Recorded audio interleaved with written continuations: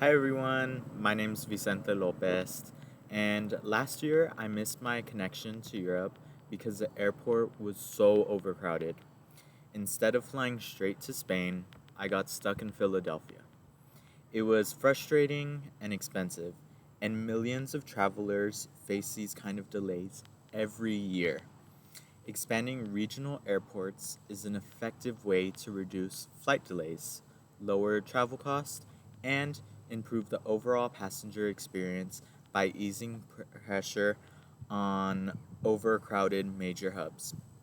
First, I will talk about why big airports get so crowded and how it causes delays. Then, I will explain what some people think about this problem. And finally, I will share how using smaller regional airports can help fix it. Big airports get so crowded because of airport congestion and inefficient scheduling. According to the Federal Aviation Administration, nearly 30% of departing flights at major U.S. airports are delayed 15 minutes or more, with average delays around 40 minutes. Deshpande and Arakan in 2012 found that congestion and airline scheduling practices, especially at hub airports with tight connections, contribute heavily to these delays. The hub and spoke system, where many flights are scheduled in waves, also causes bottlenecks during peak times, increasing delays despite airlines adding buffer times, according to Bogmartin, Molina, and Lang in 2014.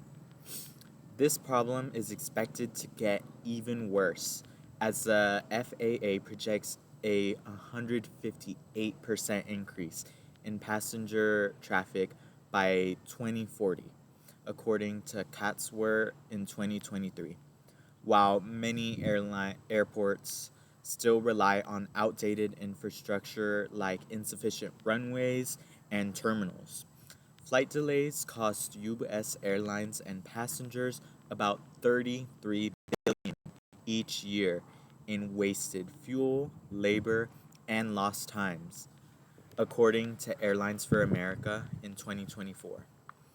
These delays don't just affect travelers and airlines, they also impact nearby communities by making flying more stressful and limiting access to air service, according to Kristen and Macarius in 2024.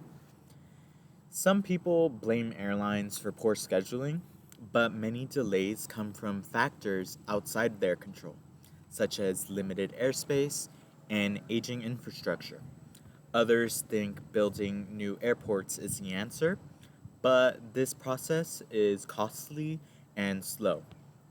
Instead, improving and expanding existing regional airports is a faster and more cost effective solution. The FAA's Airport Improvement Program helps by covering up to 95% of eligible costs for upgrades like runway expansions and terminal improvements. Regional airports also offer incentives like reduced fees and marketing support to attract more flights. This is per the FAA's plan in 2023. By using these smaller airports more, we can spread out air traffic, reduce pressure on crowded hubs, and shorten delays.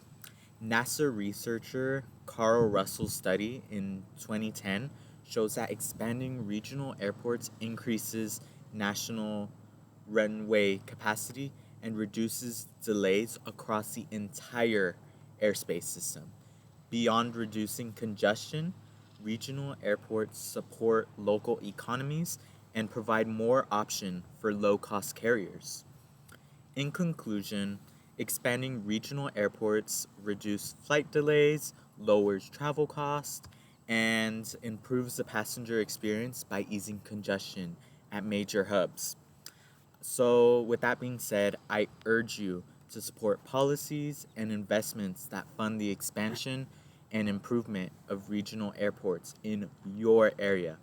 Remember, a smoother travel experience starts with using all available airports. So let's give regional airports the chance to take some of the pressure off and make flying better for everyone. Thank you.